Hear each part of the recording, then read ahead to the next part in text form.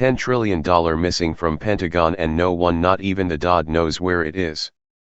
Over a mere 2 decades, the Pentagon lost track of a mind-numbing $10 trillion, that's trillion, with a fat, taxpayer-funded T, and no one, not even the Department of Defense, really knows where it went or on what it was spent. Even though audits of all federal agencies became mandatory in 1996, the Pentagon has apparently made itself an exception, and fully 20 years later stands obstinately orotund in never having complied. Because, as defense officials insist, summoning their best impudent adolescent, an audit would take too long and, unironically, cost too much. Over the last 20 years, the Pentagon has broken every promise to Congress about when an audit would be completed, Rafael DeGennaro, Director of Audit the Pentagon, told The Guardian recently. Meanwhile, Congress has more than doubled the Pentagon's budget. Worse, President Trump's newly proposed budget seeks to toss an additional $54 billion into the evidently bottomless pit that is the U.S. military, more for interventionist policy, more for resource plundering, more for proxy fighting, and, of course, more for jets and drones to drop more bombs suspiciously often on civilians. Maybe. Because, without the mandated audit, the DoD could be purchasing damned near anything, at any cost, and use, or give, it to anyone, for any reason. Officials with the Government Accountability Office and Office of the Inspector General have catalogued egregious financial disparities at the Pentagon for years, yet the Defense Department grouses the cost and energy necessary to perform an audit in compliance with the law makes it untenable. Astonishingly, the Pentagon's own watchdog tacitly approves this technically illegal workaround and the legally gray and, yes, literally, on the books corrupt practices in tandem to what would incontrovertibly be a most unpleasant audit, indeed.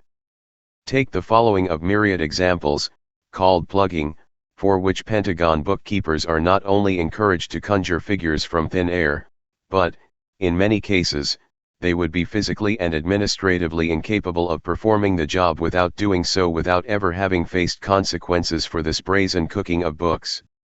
To wit, Reuters reported the results of an investigation into Defense's magical number crunching well over 3 years ago, on November 18, 2013, detailing the illicit tasks of 15-year employee, Linda Woodford, who spent the last 15 years of her career inserting phony numbers in the U.S. Department of Defense's accounts.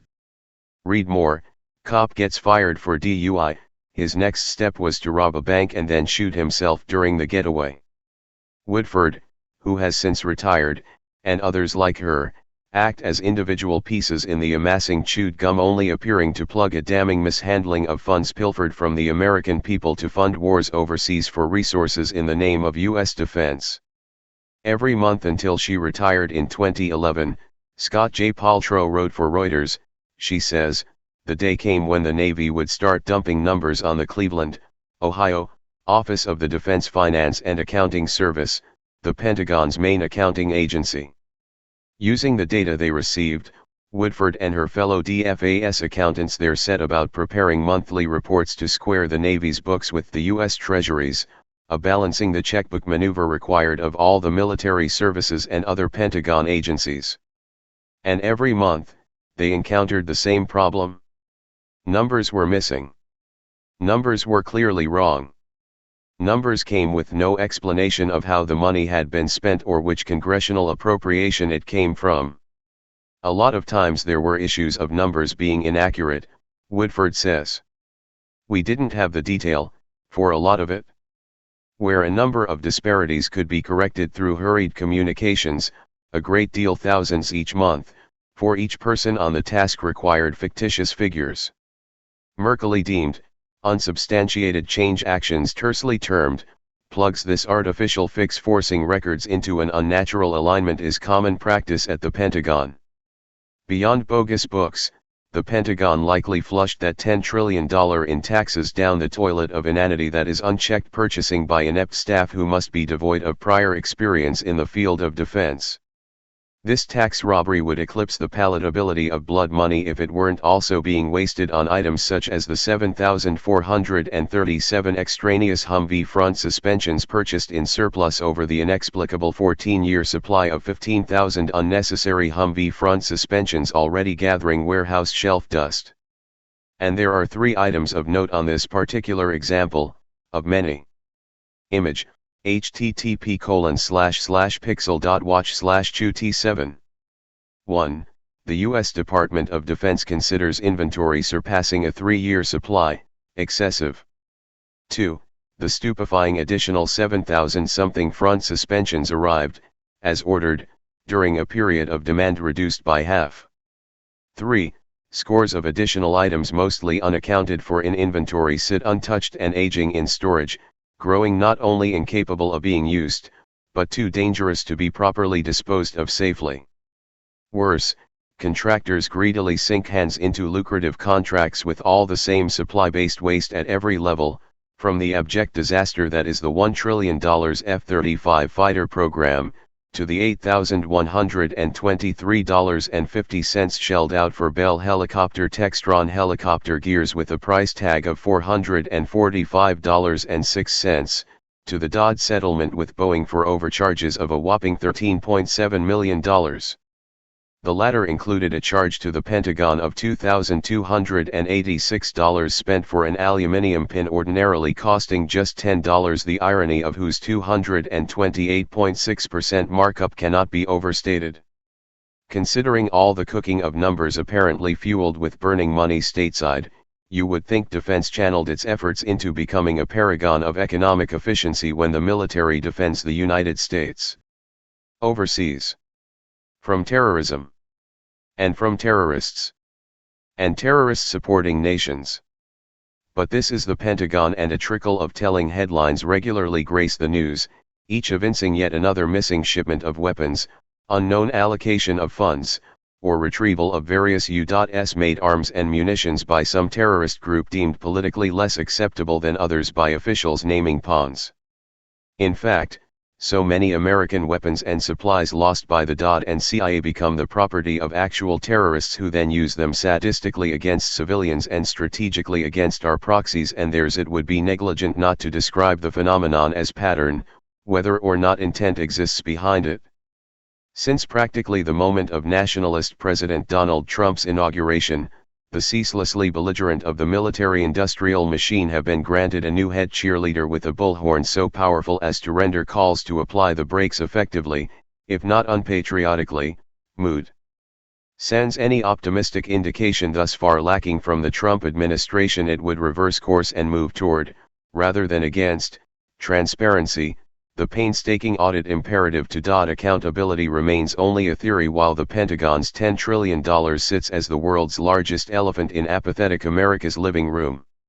For now, we know generally where our money is going: war. Which aspect of war compared to the power of your outrage about its callous and reckless execution in your name matters little.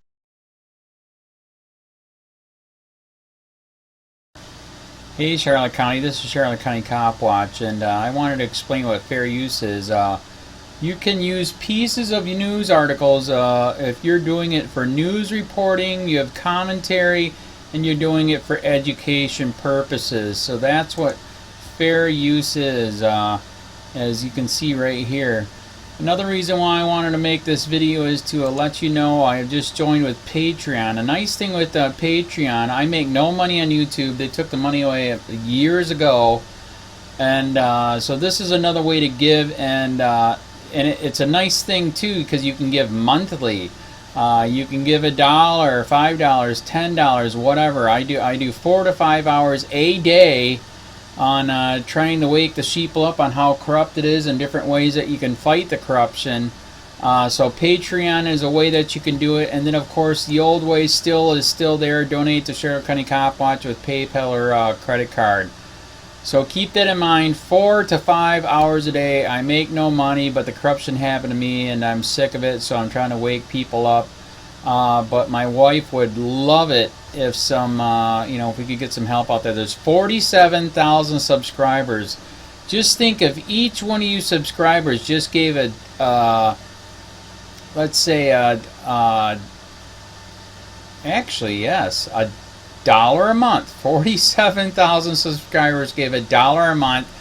That would be awesome. That's not going to happen. But anyways, that would be great if it did happen. But, you know, do the math in your head. Just think about it. Like I said, 4 to 5 hours a day. I get no money from YouTube. YouTube has gone nuts. You can't do anything anymore. They're taking the money away everywhere. So these are a couple different ways that you can still help out with all this time that I put in. And as you know, I'm in a special situation where, you know, at least I can do it. You know, 4 to 5 hours a day. We have a cleaning company during the day. That's what allows me to do this, and we're debt free. So this is my hobby. I don't go fishing and all that other crap. I try to save the world.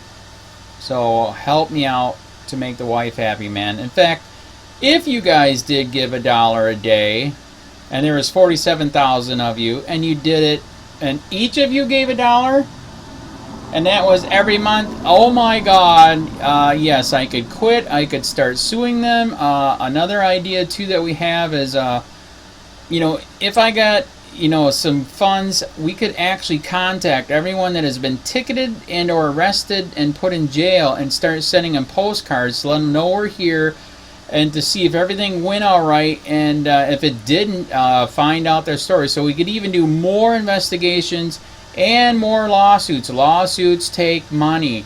So just think about that. You know, 47,000 of you so far right now. You know, $1 a day. I mean, $1 a month on Patreon, or $5 a month Patreon, 10, 20, whatever. Just do the math in your head. Help out. This is a lot of work every single day. Thanks.